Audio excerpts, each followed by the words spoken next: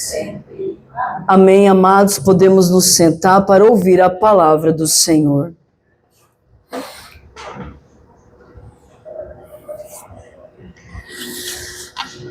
Quero convidar você também que nos acompanha pelas redes sociais da comunidade católica Emuná, você que chegou agora aqui para rezar conosco, possa ficar conosco neste momento, acalmar o seu coração. O Senhor que deseja semear nesta hora. E eu desejo do Senhor que encontre terra boa. Então, antes de nós ouvirmos esta palavra, pedir que a graça de Deus torne o nosso coração terra boa, fecunda, que produza frutos de santidade e de obediência a Deus. O evangelho de hoje está em Mateus 13, 36 a 43. Naquele tempo, Jesus deixou as multidões e foi para casa. Seus discípulos aproximaram-se dele e disseram: Explica-nos a parábola do joio. Jesus respondeu: Aquele que semeia a boa semente é o Filho do Homem. O campo é o mundo. A boa semente são os que pertencem ao reino. O joio são os que pertencem ao maligno. O inimigo que semeou o joio é o diabo. A colheita é o fim dos tempos. Os ceifadores são os anjos. Como o joio é recolhido e queimado ao fogo, assim também acontecerá no fim dos tempos. O Filho do Homem enviará os seus anjos e eles retirarão do seu reino todos os que fazem os outros pecar e os que praticam o mal. E depois os lançarão na fornalha de fogo. Ali haverá choro e ranger de dentes. Então os justos brilharão como o sol no reino de seu Pai. Quem tem ouvidos, ouça. Palavra da salvação. Glória a vós, Senhor. Amados e amadas de Deus, desde domingo, o Senhor tem falado a cada um de nós. No Evangelho de domingo, nós vimos a importância daquele que encontra o tesouro, né? Vende tudo que tem para ficar com aquilo que é precioso, aquilo que é essencial. Quem é essencial? O Senhor, a sua palavra. Aquilo que Ele diz a nós, aquilo que Ele deseja conduzir em nossa vida. Isso é o essencial, isso é o mais importante. Então, desde domingo, o Senhor tem nos perguntado o que de fato nos leva a deixar tudo. Será que o Senhor encontra esta importância na nossa vida? Né? Mas não com aquela escolha de que nós temos que escolher Jesus. Não, mas com a alegria de quem encontrou. A alegria, a leveza de quem encontrou o seu Senhor, o seu Salvador. Aquele que veio para nos dar a vida e a vida em abundância. Não como algo que eu tenho que fazer, porque senão eu vou para o inferno. Não com esta condição. Não é assim quando nós encontramos algo precioso. Nós não nos alegramos, como diz aquela parábola da mulher que encontra a moedinha perdida? Como ela se alegra por encontrar aquilo que estava perdido, não é? Até vou fazer uma comparação aqui muito pequena, mas quando você encontra aquele 50 no bolso da sua calça que estava perdido, ai, que alegria! Você quer ver se é na hora que você precisava comprar um pão, né? E você não tinha R$1. É verdade. É verdade. Como nós nos alegramos. Pensa lá como é a sua alegria você encontrar aquele 50 perdido quando você precisa. Estou falando de uma coisa pequena diante da graça que é encontrar a Deus. Mas que nem sempre a nossa alegria supera. Às vezes a alegria de encontrar os 50 é maior. Mas é porque ainda não compreendemos É porque ainda não entendemos o que é o verdadeiro sentido da nossa vida. Que existe algo muito maior que nos espera. E é isso que o Senhor quer deixar com que o nosso coração entenda por meio da sua graça.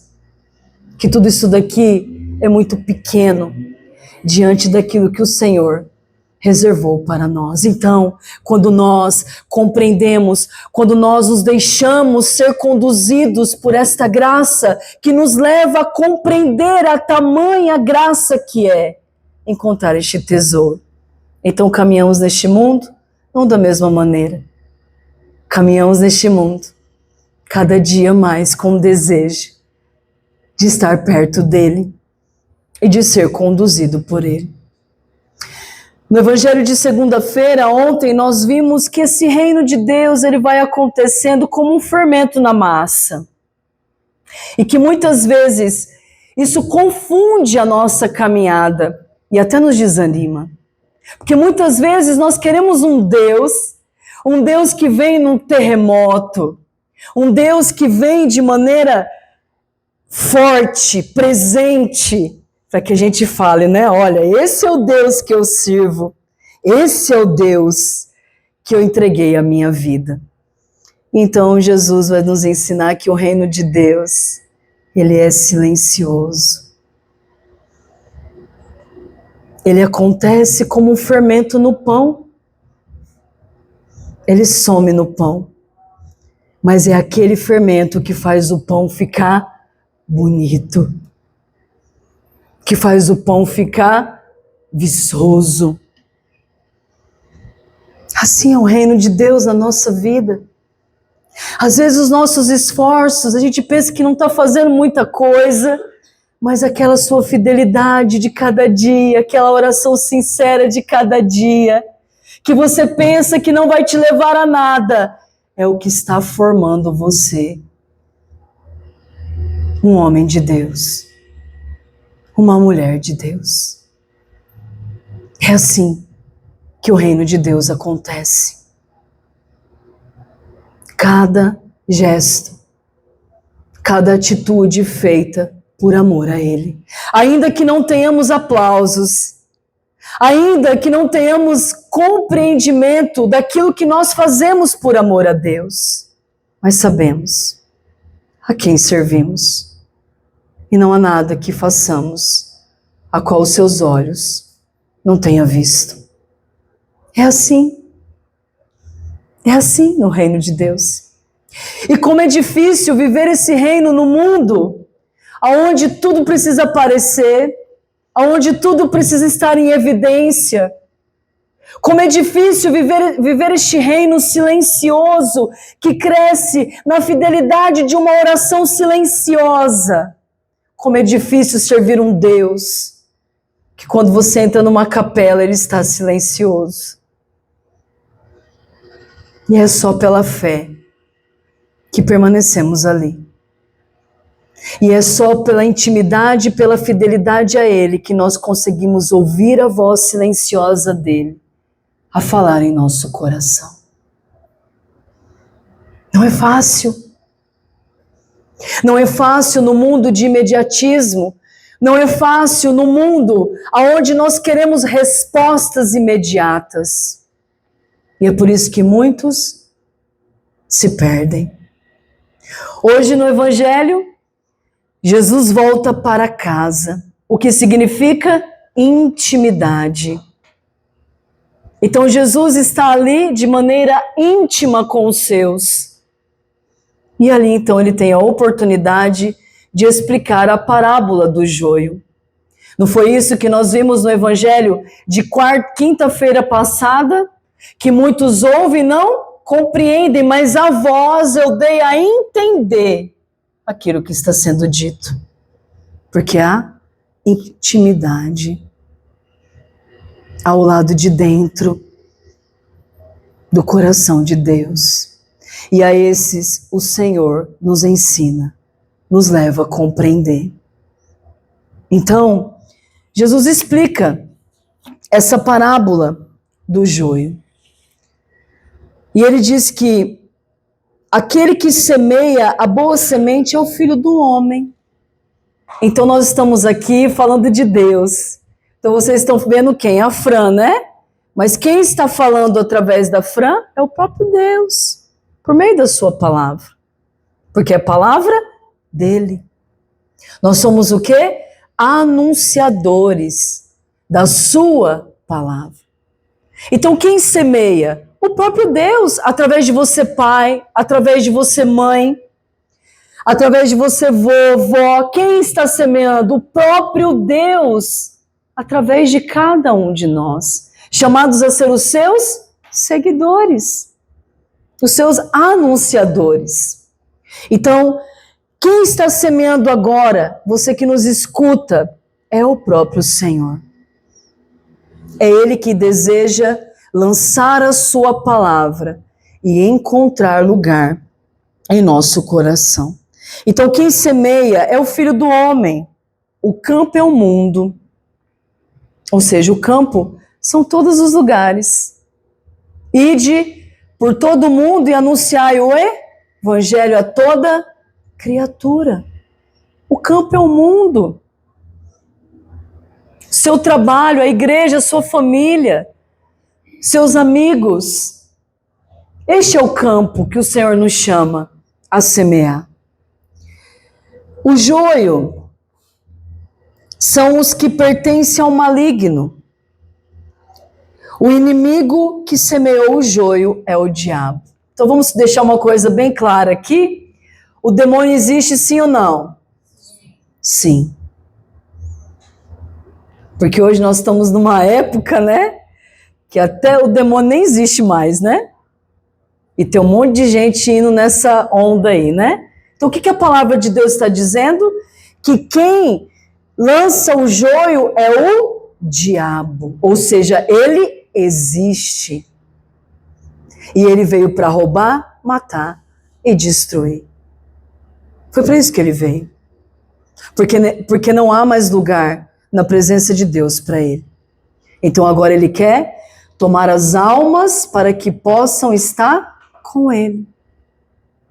Então, quem semeia, o joio é o diabo. A colheita, amados, é o fim dos tempos, né? Aonde os anjos ceifarão, farão a separação. Então, os fins dos tempos vai acontecer, sim ou não? Sim. Sabemos quando? Não. Que é outra realidade que muitos dizem que não, né? Que esse negócio de fim dos tempos não existe. Então, por que eu estou colocando assim? Porque muitos estão indo com estas ideologias que não correspondem àquilo que são os ensinamentos de Deus. Então, haverá o fim dos tempos. Haverá o nosso encontro com Deus. Haverá o nosso tribunal, aquele que nós estaremos diante dele. Haverá. E olha que interessante. Como o joio é recolhido e queimado ao fogo, assim também acontecerá no fim dos tempos. O Filho do Homem enviará os seus anjos e eles retirarão do reino todos os que fazem outros pecar. Eu quero fazer uma observação nesta parte. Nós somos chamados a ser luz, luz do mundo, sal da terra. Nós não somos chamados a levar ninguém a pecar. Preste atenção no que a palavra de Deus está dizendo.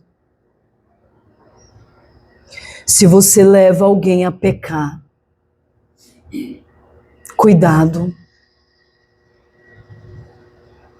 Se a sua vida, ao invés de ser uma seta que leva a Deus, é o contrário, o Filho do Homem enviará os seus anjos e retirarão do seu reino todos os que fazem outros pecar e os que praticam o mal.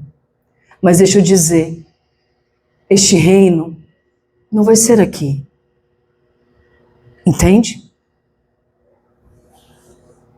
Não vai ser aqui, porque muitas vezes nós queremos ver a justiça aqui e não será aqui. Será quando chegar o fim dos tempos, ou quando chegar o meu momento com Deus. Então a importância de saber o nosso chamado. Nós somos chamados à santidade, nós somos chamados a levar a luz, nós somos chamados a levar a palavra que salva, nós somos chamados a tirar a pessoa do erro, a levar a pessoa a ter a consciência do mal que é o pecado, do mal que é levar o outro a pecar. Para isso nós somos chamados. Porque se é o contrário, Deus, Ele está vendo. E não há nada que nós possamos esconder de Deus. Nada. E no dia derradeiro, amados, Ele irá prestar contas conosco. Mas isso é para que nós temamos?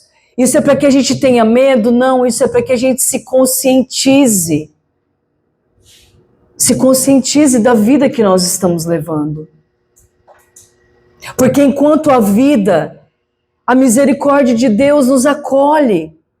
Enquanto nós estamos aqui e reconhecemos o nosso pecado e pedimos perdão a Deus, nós somos perdoados. E a vida nova acontece em nós. Mas deixa eu dizer, quando nós não tomamos esta consciência, é o maligno que está semeando o joio no nosso coração. E isso é muito triste, porque muitas pessoas já perderam a consciência disso, até zombam, até riem quando fala de céu, quando fala de inferno. Brincam, porque já se deixaram ser conduzidos por aquele diabo que fica ali em meio a toda a graça que o Senhor derramou no seu coração. Ele fica ali semeando o joio que impede este trigo de crescer. E quantas almas não estão assim? Quantas famílias não estão assim? Hoje mesmo nós vimos uma tragédia aqui, né? Um casal que o esposo ceifou a vida da esposa e depois... Não posso nem falar muito isso aqui, senão corta a transmissão. Por quê? Porque foi deixando que o mal semeasse o joio e fosse tampando a graça, tampando o trigo. Isso é sério, amados. Precisamos sair hoje daqui com esta consciência que existe um mal que não dorme tentando roubar a minha alma. Existe um mal que está todo o tempo tentando fazer com que minha alma se corrompa, que peque e leve os outros a pecar, que leve os outros a uma vida sem Deus, a uma vida longe da graça de Deus. Cuidado! Quantos pais, quantas mães não estão fazendo isso das suas vidas? Ao invés de serem luz, ao invés de levar os seus filhos à santidade, desde as vestimentas até uma consciência pura, deixando entrar aquilo que o maligno quer, deixando entrar uma mentalidade corrompida, deixando entrar cada vez mais o pecado, e um pecado que não importa. Não importa o tamanho do pecado. Hoje já nem se tem mais consciência de um pecadão para um pecadinho. É tudo a mesma coisa. Cuidado, diz o Senhor na sua palavra. Preste atenção, é palavra de Deus para nós. E é a palavra que salva, se encontra lugar em nosso coração, em nossa vida. E ele diz: haverá então os anjos que retirarão do reino todos os que fazem outros pecar e os que praticam o mal.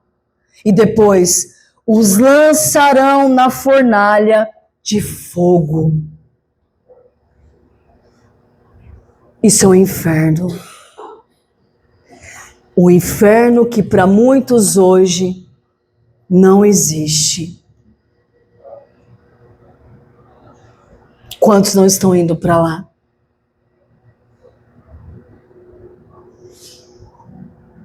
E sabe por que estão indo para lá? Por causa do silêncio daqueles que creem.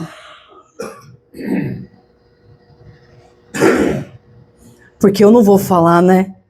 Que aquela pessoa está indo para o inferno, porque senão ela vai ficar braba comigo, né? Não é assim? Eu não vou falar que o meu neto está fazendo coisa errada. Eu não vou falar que o meu filho está fazendo algo errado. Né? Eu não vou falar, porque senão ele vai ficar chateado, não é?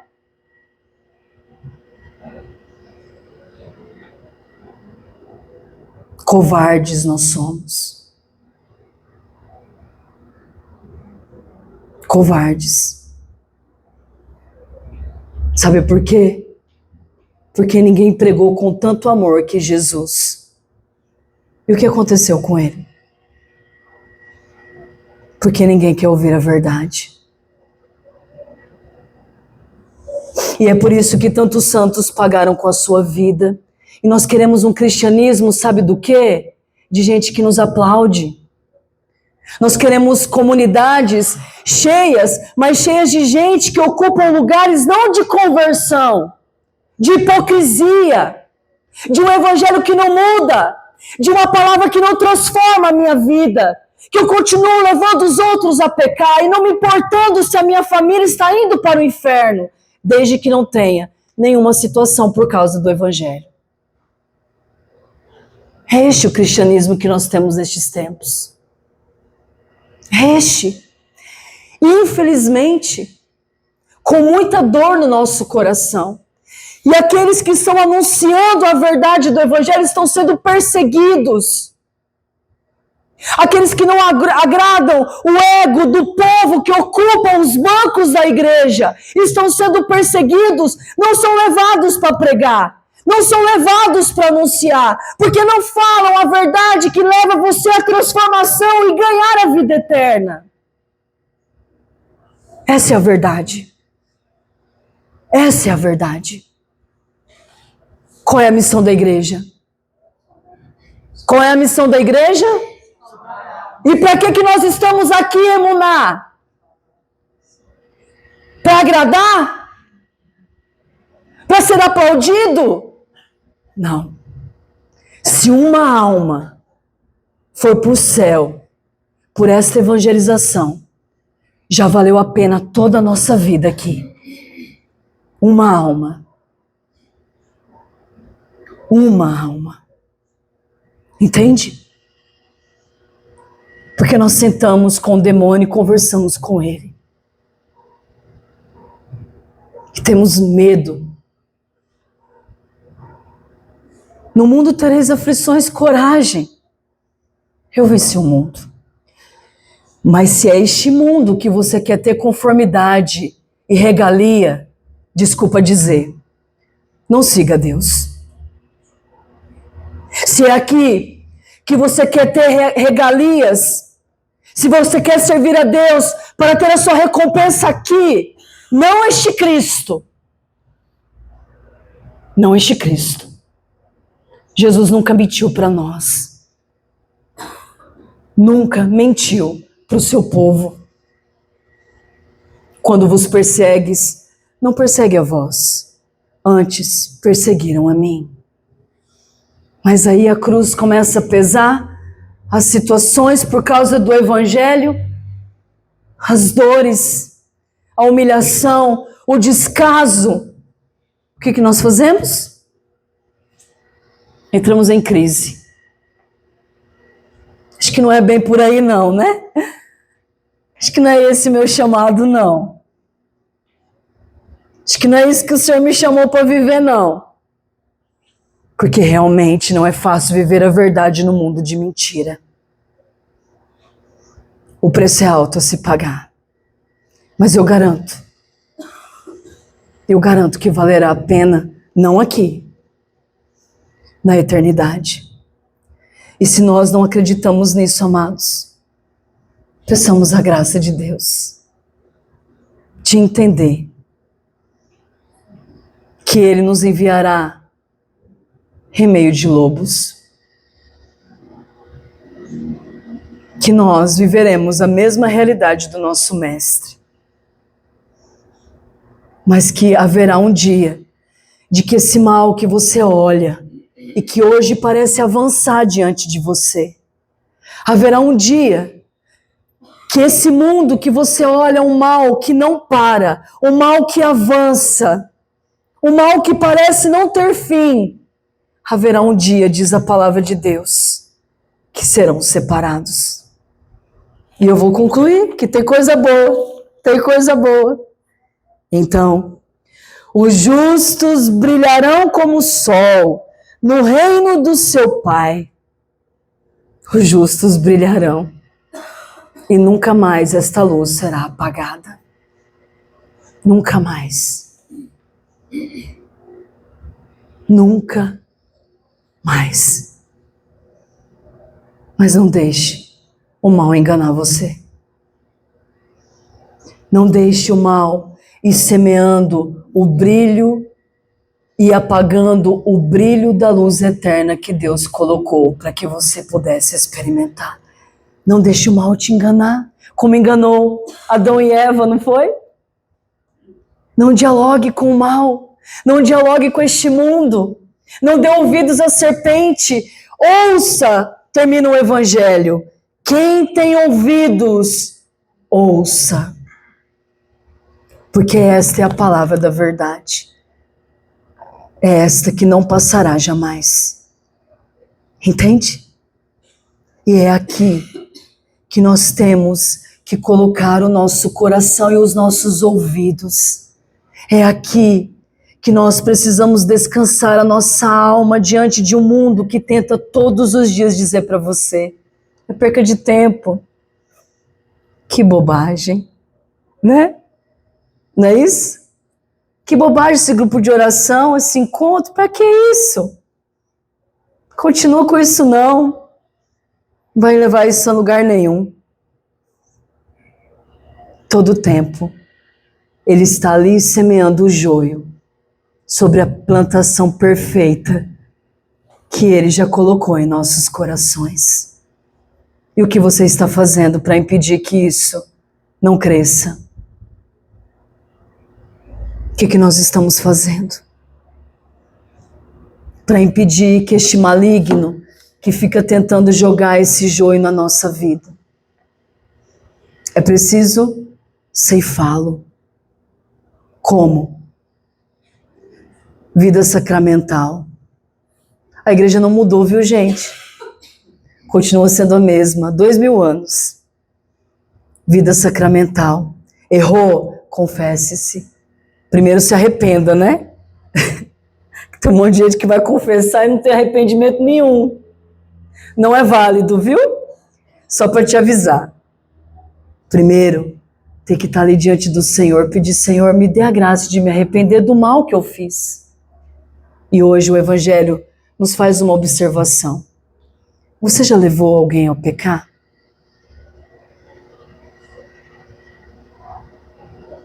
Então o Evangelho nos pede um exame de consciência. Com uma palavra. Alguma coisa que induzia a pessoa ao erro. Se nós tivermos isso em nosso coração, que possamos com muita humildade pedir a Deus perdão, Senhor, para não deixar que esse joio cresça em nosso coração. Não ao joio, sim ao trigo, a semente verdadeira que nos leva a dar frutos de santidade. E é aí que o brilho de Deus já começa a iluminar nesta terra. E é isso que o Senhor quer fazer de mim e de você. Luz, sabor, é isso. Foi para isso que nós nascemos. Para que esta graça de Deus encontre lugar e resplandeça em nossa vida. E não se esqueça de que não precisa grandes coisas. Precisa de uma vida fiel e obediente, ainda que seja no silêncio de uma vida cotidiana. Então que Deus nos dê esta graça, que a Virgem Maria, a maior discípula, ela que fez em tudo a vontade do Senhor, sem grandes espetáculos. Mas como foi grande o barulho do seu sim diante da sua vida. Que seja assim conosco, que seja assim com você. Você que nos acompanha, que seja assim com você, meu irmão, minha irmã. Que seja assim com a sua família. Não tenha medo deste barulho do mundo. Não tenha medo deste mal que parece que só cresce. Pois nada disso prevalecerá. No fim, os justos encontrarão a sua casa. E ali, a sua luz brilhará tão forte como o sol. É isso que você deseja para a sua vida, sim ou não? Sim? É isso que você deseja decidir nesta noite, sim ou não? Eu nasci para o céu. Eu sou filha de Deus, um Deus vivo, um Deus que me chama, mas que também me conduz. Um Deus que nunca me deixará sozinha. Um Deus que me sustenta, um Deus que me dá força e me dá coragem. Olha o que esse Deus fez com Pedro, né? Lembra de Pedro? Aquele covarde que negou Jesus lá, né? Este homem que se deixou ser conduzido por esta graça que deu depois a sua vida numa cruz. Mas não como seu Senhor, de ponta cabeça, porque não era digno de ser crucificado como seu Senhor. O que mudou em Pedro? Era o mesmo homem, não era? De aparência, mas ele não era o mesmo, porque ali habitava a força de Deus. Acha que Deus não quer fazer isso na sua vida? Ah, se tem uma coisa que Deus quer fazer, é Pedros, é Madalenas, é Marias. E é isso. Essa é a força da igreja. A igreja militante, a igreja que não desiste, a igreja que crê, mesmo sem ver, a igreja que acredita no poder deste Deus. E é nisso que nós cremos e confiamos, Senhor, e quando nós cairmos, que a sua graça venha em nosso auxílio. Louvado seja o nosso Senhor Jesus Cristo! Então vamos fechar.